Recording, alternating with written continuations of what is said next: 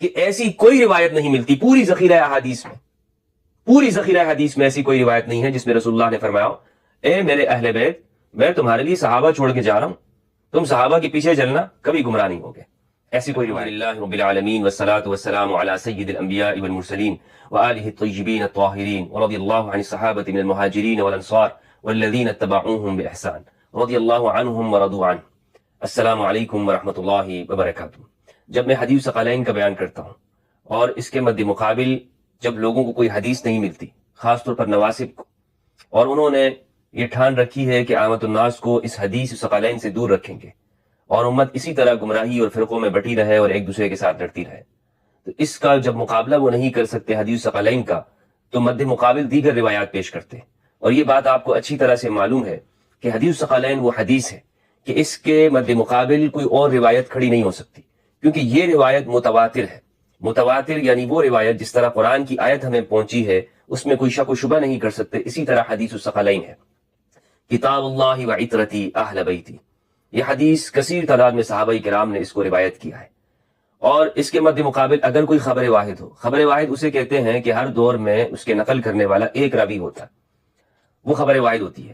اور خبر واحد ضمنی درجے کی روایت ہے، زیادہ سے زیادہ فضائل کے اندر معتبر ہو جاتی ہے، لیکن اتباع کے اندر وہ روایت معتبر نہیں ہو سکتی، یا وہ حدیث متواتر کے مد مقابل نہیں ہو سکتی. تو اسی طرح کی ایک روایت سنن ترمذی سے پیش کی جاتی ہے، جس سے ہمارے ہاں لوگ بہت چیزیں ثابت کرنا چاہتے ہیں، اور اس میں سے ایک یہ بھی ہے کہ رسول اللہ صلی اللہ علیہ وآلہ وسلم کے بعد پیروی وہ حضرت ابو بکر، حضرت عمر رضی اللہ عنہما ان کی کرنی ہے. یعنی جب میں پریشان ہو جاتا ہوں اور عام لوگ بھی پریشان ہو جائیں گے اگر انہیں یہ بات معلوم ہو کہ حدیث الثقلین یہ ایسے ہے جیسے قرآن کی آیت ہو، یعنی اس میں کوئی شک نہیں کرنا. اور رسول اللہ کی وصیت ہے کہ میرے بعد قرآن اور اہل البیت دونوں ایک ساتھ ہیں. لیکن جب یہ اس حدیث کو نہیں مانتے، ہاں مانتے ہیں تو وہ اس طور پر کہ جناب اہل البیت سے صرف محبت رکھنی ہے، پیروی ان کی اس سے معلوم نہیں ہوتی، ان کا یہ کہنا ہے. لیکن وہ اس بات پر تیار ہے کہ خبر واحد کمزور درجے کی روایت سے وہ استدلال کرتے ہوئے اس پر عمل کرنے کو تیار ہے، اسے ماننے کو تیار ہے. اس طرح سے ان کی دیانت میں کوئی فرق نہیں پڑتا. یعنی دیانت کا تقاضا یہ تھا کہ آپ خبر متواتر کو لیتے، اہل البیت کی پیروی کی جانب آتے، لیکن اس میں آپ نے وسوسے کھڑے کر دیے، اس میں آپ نے شکوک و شبہات پیدا کر دیے. نہیں جناب، اس میں یہ مانا ہے، اس میں اہل البیت کی پیروی کا حکم نہیں دیا گیا، اس میں تو صرف قرآن کا حکم ہے، اہل البیت تو خلیفہ ہے ہی نہیں. تو یہ شکوک و شبہات آپ نے اس میں پیدا کر دیے، راوی ضعیف ہے وغیرہ وغیرہ. لیکن یہ جو روایت ہے، جو خبر واحد ہے، اس کو آپ آنکھیں بند کر کے ماننے کو تیار ہو جاتے ہیں. تو پھر آپ یہ دعویٰ کیسے کر سکتے ہیں کہ جناب ہم اہل البیت کی محبت میں سچے ہیں، کھرے ہیں، اور ہم تو اہل البیت سے عشق اور محبت کرتے ہیں. یہ روایت کیا ہے؟ آئیے آج اس روایت کا مطالعہ کرتے ہیں. کیا رسول اللہ صلی اللہ علیہ وآلہ وسلم نے اس امت کے لیے صحابہ کو چھوڑا ہے ہدایت کے لیے، یا اس امت کے لیے اہل البیت کو چھوڑا ہے؟ یعنی میں کافی عرصہ کہہ چکا ہوں کہ ایسی کوئی روایت نہیں ملتی پوری ذخیرہ حدیث میں ایسی کوئی روایت نہیں ہے جس میں رسول اللہ نے فرمایا اے میرے اہل بیت میں تمہارے لیے صحابہ چھوڑ کے جا رہا ہوں، تم صحابہ کے پیچھے چلنا، کبھی گمراہ نہیں ہوگے. ایسی کوئی روایت نہیں ہے. اور نہ ایسی کوئی روایت بھی موجود نہیں ہے کہ میں تم میں دو چیزیں چھوڑ کے جا رہا ہوں، تم کبھی گمراہ نہیں ہوگے. ایک قرآن ہے اور دوسرے میرے صحابہ ہیں، یہ دونوں ایک دوسرے کے ساتھ ہیں، کبھی جدا نہیں ہوں گے، حتیٰ کہ حوض کوثر پر دونوں میرے پاس آ جائیں. یہ نہیں ہے. لیکن یہ روایت ہے کہ میں تم میں قرآن اور اہل البیت چھوڑ کے جا رہا ہوں، کبھی جدا نہیں ہوں گے یہ دونوں ایک دوسرے سے، یہاں تک یہ حوض کوثر پہ میرے پاس آ جائیں گے. سنن ترمذی کی روایت ہے، حدیث نمبر ہے 3662 3663. اور اسی طرح اس روایت کو احمد بن حنبل رحمہ اللہ نے فضائل الصحابہ کے اندر بھی نقل کیا ہے. فضائل الصحابہ کی حدیث کا نمبر ہے 198. حدیث کیا ہے؟ حدیث یہ ہے، ربعی ابن خراش ان سے روایت ہے، وہ حذیفہ بن الیمان سے روایت کرتے ہیں رضی اللہ عنہ. قال، وہ کہتے ہیں، قال رسول اللہ صلی اللہ علیہ وآلہ وسلم، رسول اللہ صلی اللہ علیہ وآلہ وسلم نے فرمایا، اقتدوا بالذین من بعد ابی بکر و عمر، میرے بعد ان دو کی اقتداء کرنا، ان دونوں کے پیچھے چلنا. اقتداء مقتدی اسی سے ہے کہ چونکہ مقتدی امام کے پیچھے کھڑا ہوتا ہے. من بعدی، میرے بعد، ابی بکر و عمر، حضرت ابو بکر اور حضرت عمر رضی اللہ عنہما، ان دونوں کی اقتداء کرنا میرے بعد. ترمذی رحمہ اللہ کہتے ہیں وفی الباب عن ابن مسعود، اس چیپٹر میں ابن مسعود رضی اللہ عنہ سے بھی روایت ہے. اگلی جو روایت ہے 3663، وہ میں آپ کے سامنے پیش کرنا چاہتا ہوں. وہ روایت یہ ہے، ربیع ابن خراش سے ہے، وہ حذیفہ رضی اللہ عنہ سے روایت کرتے ہیں. حضرت حذیفہ نے کہا، كنا جلوسا عند النبي صلی اللہ علیہ وآلہ وسلم فقال، ہم نبی صلی اللہ علیہ وآلہ وسلم کے پاس بیٹھے ہوئے تھے، حاضر تھے، آپ نے فرمایا انی لا ادری ما بقائی فیکم، مجھے نہیں معلوم کہ میں تم میں کب تک ہوں، لا ادری ما بقائی فیکم، کب تک میں تمہارے درمیان میں ہوں، فاقتدوا بالذین من بعدی، میرے بعد ان دو کی پیروی کرنا، واشار الی ابی بکر وعمر، اور آپ صلی اللہ علیہ وآلہ وسلم نے حضرت ابو بکر و عمر کی جانب اشارہ کرتے ہوئے یہ بات کہی۔ تو اس روایت سے استدلال یہ کیا جاتا ہے کہ رسول اللہ صلی اللہ علیہ وآلہ وسلم نے اپنے بعد حضرت ابو بکر، حضرت عمر کے پیچھے چلنے کا حکم دیا ہے اور ان کے پیچھے چلیں۔ تو لہٰذا اس حدیث سے یہ معلوم ہوا کہ خلافت یہ ان کا حق ہے، اور اسی طرح یہ بھی معلوم ہوا کہ اس امت میں سب سے افضل ابو بکر ہے میرے بعد، پھر عمر رضی اللہ عنہ ہے، یہ معلوم ہوا۔ اسی طرح یہ بات بھی معلوم ہوئی کہ رسول اللہ نے بالکل واضح طور پر یہ حکم دیا ہے کہ ان دو صحابہ کے پیچھے چلنا ہے میرے بعد، اور اہل البیت کے بارے میں کسی جگہ پر یہ حکم نہیں ہے کہ ان کے پیچھے چلو، یعنی کوئی روایت ایسی نہیں ہے جس میں کہا ہو کہ علی کے پیچھے چلو۔ تو یہ استدلال ان روایات سے کیا جاتا ہے۔ آج ہم ان روایات کو سمجھنے کی کوشش کر رہے ہیں انشاءاللہ۔ ترمذی نے خود اس روایت کو جب نقل کیا ہے تو ترمذی نے کہا ہے کہ روایت درست ہے، لیکن آگے جا کر آپ جب ترمذی کا مطالعہ کریں گے تو ترمذی نے لکھا ہے، اور یہ اس کا نمبر جو ویب سائٹ کے اوپر ڈلا ہے 3363 کے بعد ہی وہ اس کو لکھتے ہیں، وہ کہتے ہیں کہ یہ روایت منقطع ہے۔ روایت منقطع کا کیا مطلب ہے؟ ترمذی نے خود اس کی تفصیل بیان کی، کہتے ہیں حدثنا احمد بن منی وغیر واحد، ہمیں احمد بن منی اور دیگر نے روایت کیا۔ وہ کہتے ہیں حدثنا سفیان بن عیینہ عن عبد الملک بن عمیر نحو، سفیان بن عیینہ نے عبد الملک بن عمیر سے اسی طرح روایت کیا۔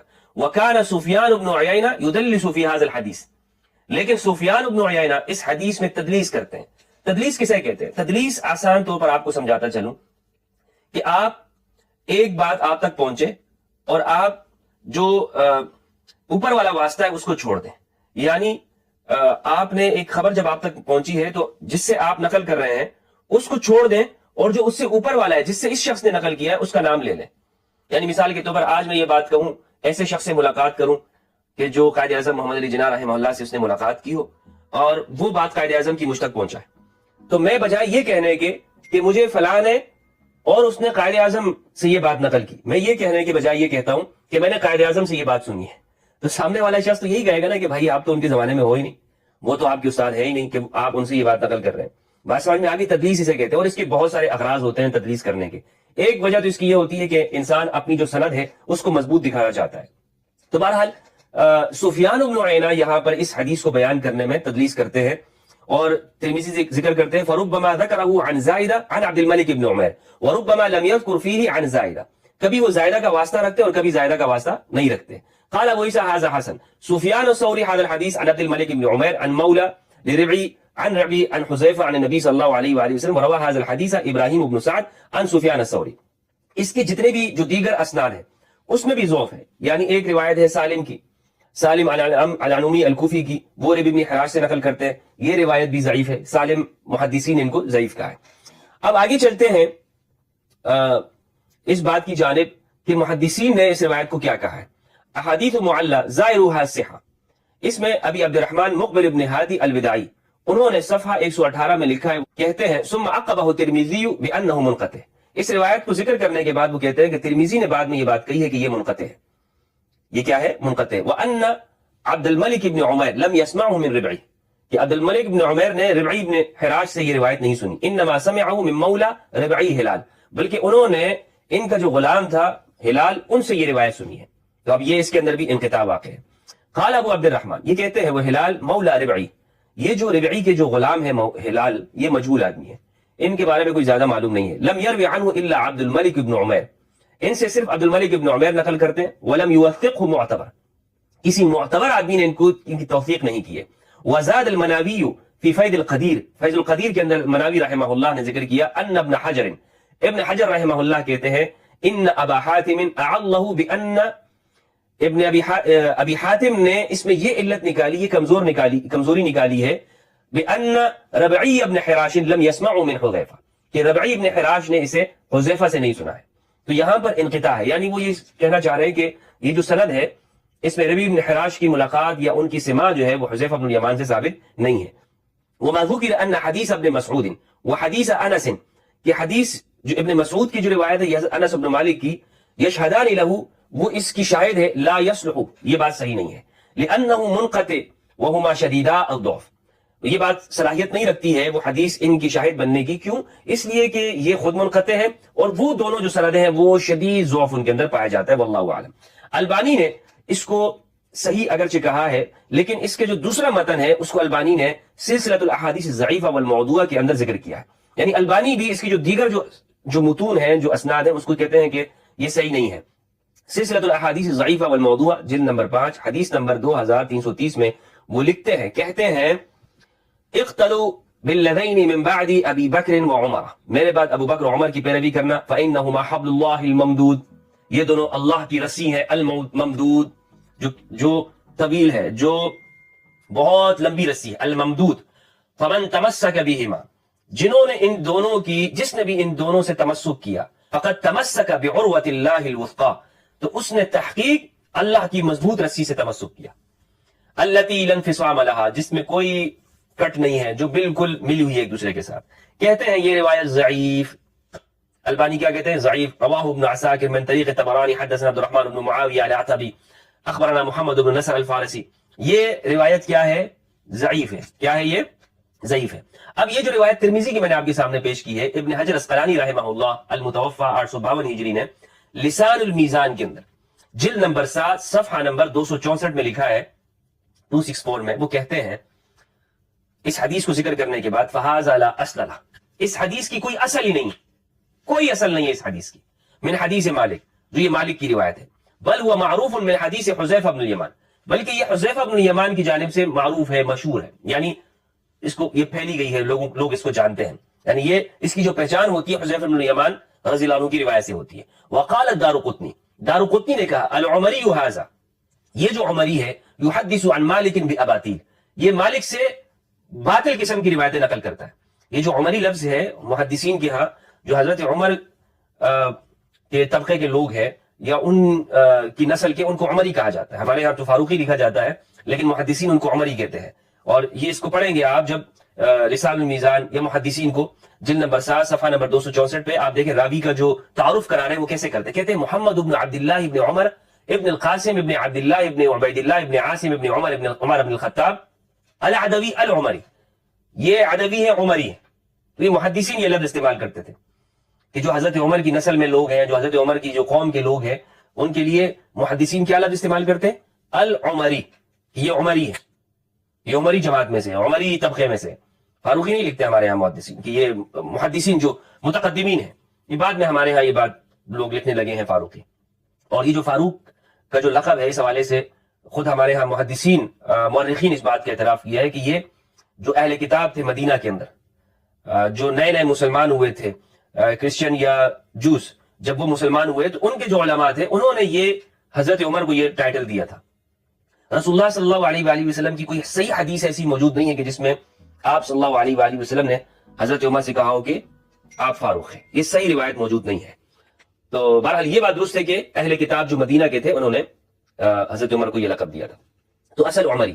وقال الدارقطنی، دارقطنی نے کہا العمری ھذا، یہ جو عمری ہے نا یہ باطل روایتیں نقل کرتا ہے. وقال ابن مندہ، ابن مندہ کہتے ہیں لہو مناکیر، اس کی من گڑت روایتیں، واہی قسم کی روایتیں اس کی موجود ہے. وقال الاقیلی، اقیلی نے کہا بعد تخریجہ، اس روایت کو نقل کرنے کے بعد، ھذا حدیث منکر لا اصل لہ، یہ حدیث منکر ہے، اس کی کوئی اصل موجود نہیں ہے، اس کی کوئی اصل ہی نہیں ہے، لا اصل لہ، اس کی اصل ہی موجود نہیں ہے.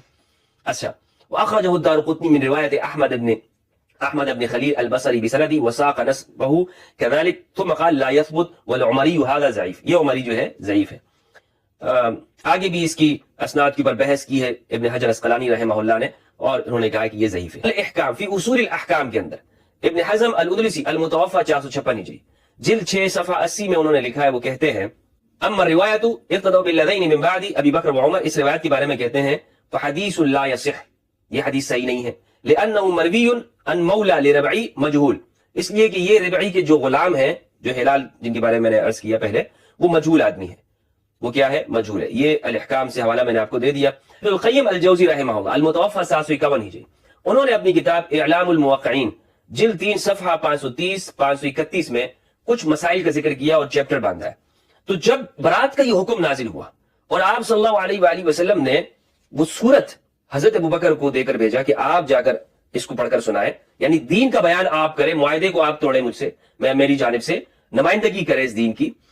تو جبریل امین نازل ہوئے اور کہا لا یؤدی الا انت او من اہلک، کہ یہ تو یا آپ بیان کریں یا آپ کے اہل میں سے کوئی بیان کرے گا. پھر آپ صلی اللہ علیہ وآلہ وسلم نے امام علی علیہ السلام کو بھیجا، کہا کہ جاؤ اور یہ حکم ابو بکر رضی اللہ عنہ سے واپس لو، ابو بکر سے واپس لو اور اس کو آپ بیان کرو گے. ترمذی کے اندر روایت لا یؤدی الا انا او علی او من اہلی.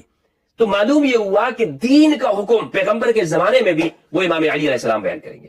بہت سے لوگوں نے اعتراض کیا امام علی علیہ السلام پر، یمن کے اندر واقع ہوا اور مستدرک الحاکم کے اندر موجود ہے کہ 4 صحابہ وہ آئے رسول اللہ صلی اللہ علیہ وآلہ وسلم کے پاس اور شکایت کی کہ یا رسول اللہ علی نے یوں کیا، علی نے یوں کیا، امام علی علیہ السلام نے یوں کیا.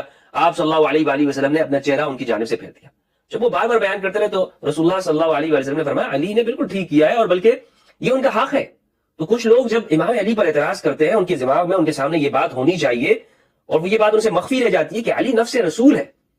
اور بخاری کے اندر یہ روایت موجود ہے، ترمذی کے اندر یہ روایت موجود ہے کہ جب آیت مباہلہ نازل ہوئی، سعد بن ابی وقاص رضی اللہ عنہ فرماتے ہیں فقل تعالوا ندعو ابناءنا وابناءکم ونساءنا ونساءکم وانفسنا وانفسکم ثم نبتهل فنجعل لعنۃ اللہ علی الکاذبین. جب یہ آیت نازل ہوئی تو رسول اللہ صلی اللہ علیہ وآلہ وسلم نے امام علی علیہ السلام کو بلایا. تو اس نفس رسول ہونے میں نفس پیغمبر کا وہ کون ہے؟ امام علی علیہ السلام. اس نفس رسول کا مطلب کیا ہے؟ یعنی جس طرح فیصلہ رسول اللہ کی زندگی میں رسول کر رہے ہیں امام علی علیہ السلام کا بالکل وہی فیصلہ ہے. اور بہت سارے مقامات پہ ہمیں یہ نظر آتا ہے کہ امام علی علیہ السلام نے فیصلہ کیا، ابھی رسول اللہ نے فیصلہ نہیں کیا، امام علی نے کیا ہوا ہے اور صحابہ نے شکایت کی، رسول اللہ نے فرمایا علی نے ٹھیک کیا، کیونکہ یہ نفس رسول ہے. یہ کیا ہے؟ نفس رسول ہے. تو آج کی ہماری اس گفتگو سے یہ بات معلوم ہوئی کہ رسول اللہ کے زمانے میں دین کو پہنچانے کی ذمہ داری وہ امام علی علیہ السلام اور اہل بیت کی ہے اور آپ کے بعد بھی، کیونکہ حدیث ثقلین متواتر ہے. اور اجر رسالت کا جو بدلہ آپ صلی اللہ علیہ وآلہ وسلم نے اس امت سے مانگا ہے وہ ہے المودہ فی القربہ. انشاءاللہ عز و جل المودہ فی القربہ کے اوپر میں آنے والی ویڈیو کے اندر گفتگو کروں گا. اس سے ہمیں بہت سارے احکام معلوم ہوتے ہیں، اس میں کیا کیا تحریفات کرنے کی کوشش کی گئی ہے، کس طرح سے اس کا ترجمہ غلط کرنے کی کوشش کی گئی ہے. اس سے صرف یہ بات معلوم نہیں ہوتی کہ محبت کرنی ہے اہل بیت کی، اس سے بہت مفاہیم اس سے معلوم ہوتے ہیں. انشاءاللہ اس پر گفتگو کروں گا. والسلام علیکم ورحمۃ اللہ وبرکاتہ.